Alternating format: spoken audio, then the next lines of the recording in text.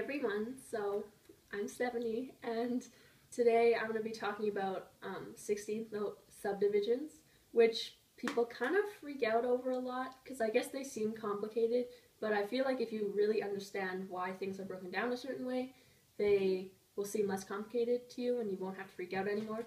So hopefully I'm going to explain things in a way that makes sense to you. I'm going to try and explain it in a variety of different ways because I know that not everyone learns the same way, and hopefully something will stick with you. And just a side note, I have musical pens, and I feel like that's going to make everything a lot better. So anyways, let's get started on this now. So to start, I think it's really important, like I was saying before, that you understand why things are broken down a certain way, why you count 8th notes a certain way, why you count 16th notes a certain way, versus someone just saying this is how you count them, because that won't really make sense to you if you don't understand why you're counting them that way. So I'm going to start by drawing you guys a tree of notes and breaking them down, and hopefully this will make sense to you.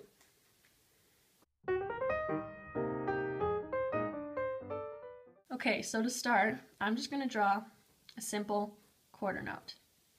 So a quarter note is just one beat, one whole beat. And if you know anything about subdividing 8th notes, which I suggest if you're not too comfortable on that, then you go watch the person who did the 8th notes video, just because that'll help you a lot with the 16th note subdivisions. So I would suggest you're comfortable on those first. But anyways, if you subdivide a quarter note, you get 2 8th notes. And if you know just simple mathematics, a half plus a half equals a whole. So 2 half beats equals 1 whole beat. So for 16th notes, all you're doing is you're just halving and halving and halving, and this tree can go on forever. It's just that you don't really have values that are that small all the time.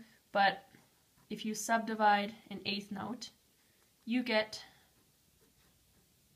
2, sorry my hand's in the way, I'll move it in a second. You get 2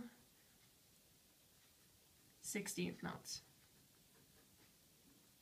And you know that 2 16th notes is going to equal 1 half, because if you have a 16th plus a 16th, you get 2 16ths, which reduced is 1 8th note, which is why these two things equal that. So hopefully that makes sense to you. And if you really want the proof for all of this, you know, well, hopefully you understand that these 4 16th notes, since the 4 of them equal 2 half beats, which equal a whole beat, you understand that these 4 also equal these whole. And if you want the mathematical proof for that, which works for some people, I'm going to show you. So 4 16th notes, if you reduce that, you get 2 8th notes. As you can see right here, these 4 16ths equal these 2 8ths. And if you're looking at that, you're probably like, okay, well, she reduced it, but she didn't reduce it all the way. So if you want to reduce it all the way, then you get 1 quarter note. And that's your proof for why this works. So hopefully between the proofs and the visual kind of aid, that'll stick in your mind. And so now you can make as many 16th notes combinations as you want to with these, knowing that these 2 equal this half and this equals that, and you know that these 4 equal that. Hopefully when you're subdividing things, it'll make sense to you as to why you're counting things that way. So I'm just going to rip this page out of my book and keep it beside us as a reference. Okay, so I'm just going to tell you this now so that you know.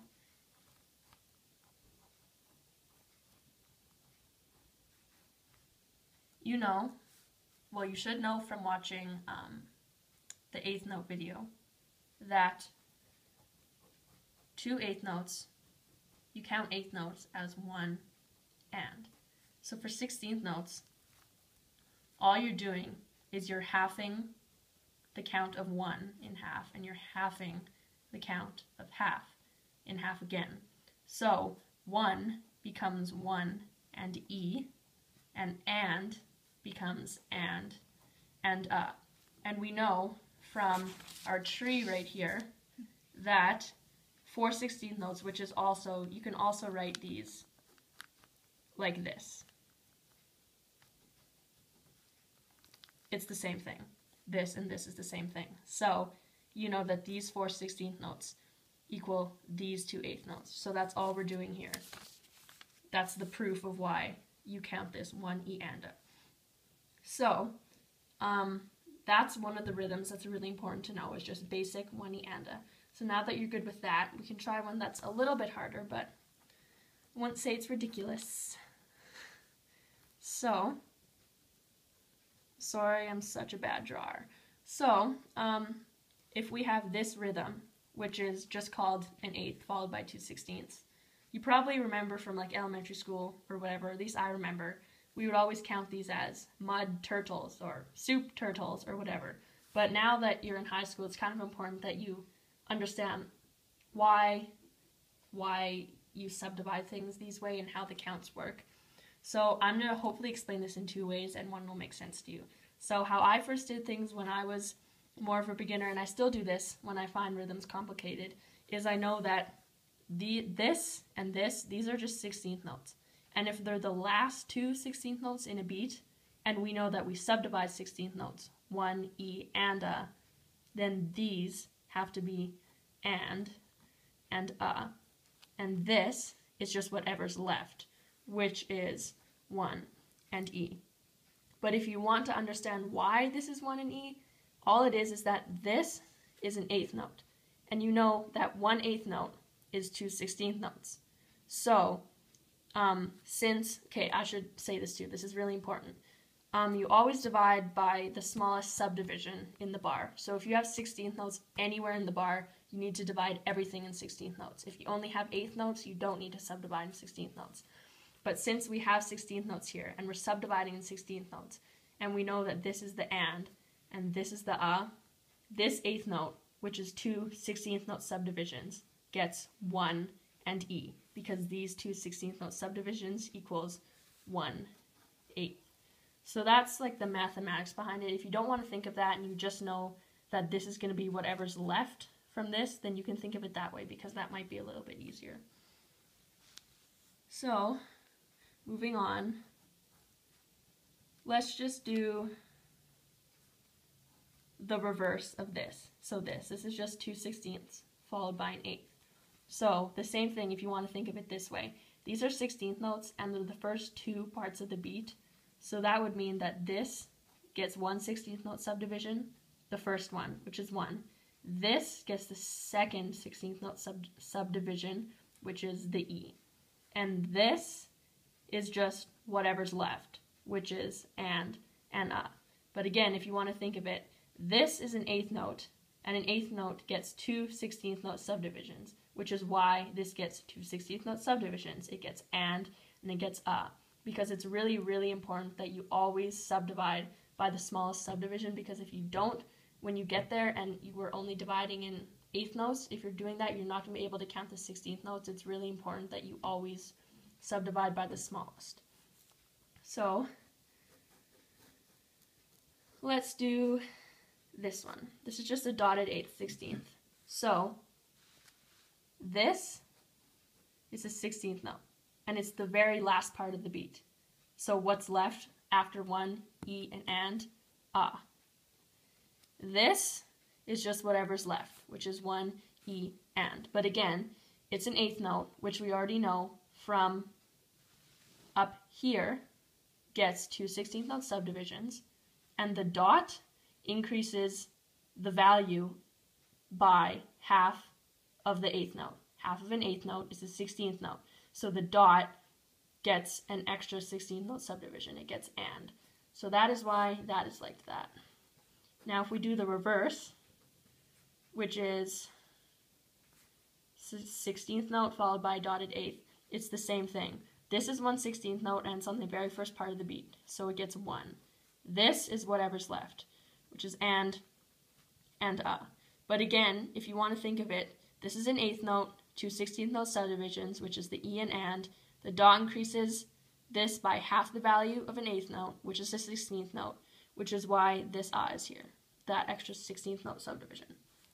So lastly, if we have this rhythm, which I'm going to be honest, I have a lot of trouble with this rhythm, and it's very difficult, so don't feel bad if you can't get these right away, because they are really complicated sometimes, just how they work in music.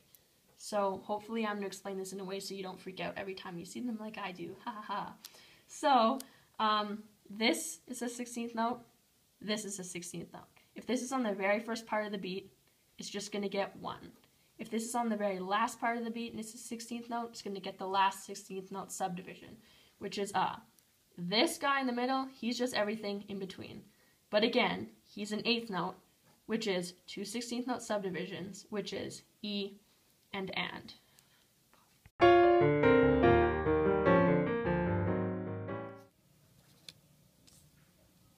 One E and a, 2 E and a, 3 E and a, 4 E and a.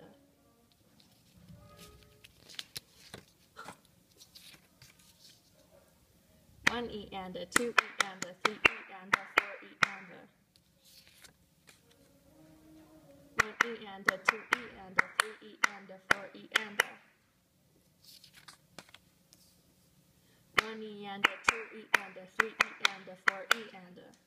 Okay, so thanks for watching this video. I really hope that something I explained made sense for your brain, and if it doesn't, honestly, inquire. I love explaining stuff like this. I love explaining the tree of notes and why you count things a certain way. I love it. So if this didn't help you understand, come find me at choir and I will explain it to you in a way that makes your brain understand, because I love explaining this stuff and I'm not going to think it's annoying. I'm actually going to have so much fun with it. So come talk to me. And also, if you need more practice, you understand, but you just want more practice or more examples, I'm going to put a couple links of websites in the description just so you can go practice that. But yeah, come talk to me if you need more help. I would love to help. And until next time, bye.